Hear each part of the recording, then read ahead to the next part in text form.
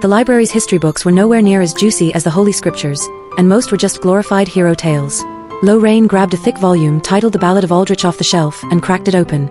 2 pages in, and it was clear the thing was steeped in myth and magic. It kicked off with the ancient gods forging the world, spinning the saga of Aldrich, the wisdom god's kid, adventuring across the Westvale continent. The opening laid out how the Heartforger created everything.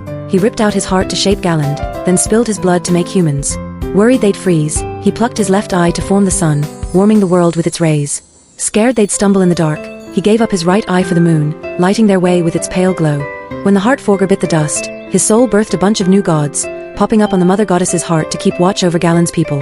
The book also dished on a huge war 2,000 years ago, a divine throwdown over faith. That fight burned the old human paradise to cinders, turning it into the Westvale desert overnight. After that, the gods quit hanging with mortals, chilling up in the clouds instead. Humans up and moved to a new patch of land to start fresh, the Westvale they lived in now. Word was, there was a third continent, Mistvale, up north, but its seas were blanketed in thick fog. Nobody had ever made it through, so Mistvale was just a big maybe. Lorraine couldn't help thinking, if Mistvale's real, that's my bolt hole if stuff hits the fan. As the sky turned dusky, Lorraine skimmed a few more pages before heading to check out the book. She'd barely stepped away from the desk when a pack of 4 or 5 boys swaggered over. One of them slammed right into her. Thump. Her book hit the deck. Before she could grab it, one of the boys swooped in, snatching it up and eyeing the cover with a smug drawl. Well, what's a lowborn like you got here? The Ballad of Aldrich. He shot a look at Lorraine and clammed up. That dusty old epic was a total snooze fest to even glance at. And this girl is checking it out, he thought. Lowborns don't mess with books like that, half of them could barely read. The other boys swapped quick glances, picking up the same thought, and kept quiet. The kid with the book was quick on the uptake.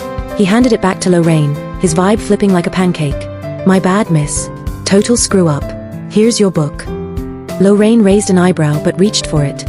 Hang on a sec, he said, pulling it back with a sly grin. Hey pretty lady, I've been slogging through this one too, but some bits are rough. Can I bug you about it? Oh great, she thought. Another dude testing me. Does he think I couldn't handle an old book? This is a cakewalk. Shoot, she said, shrugging. He flipped to the first page and pointed at a random line. This part's got me stumped. Lorraine gave him a really. Look. The first page?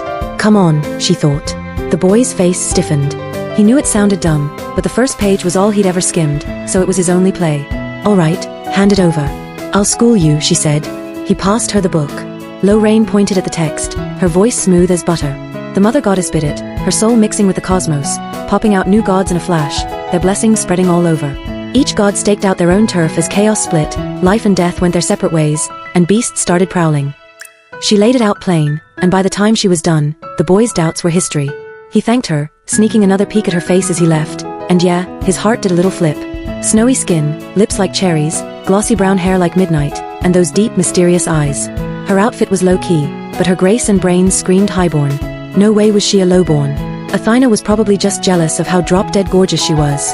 The boy Download CC Search FGK 00062. Watch the follow-up.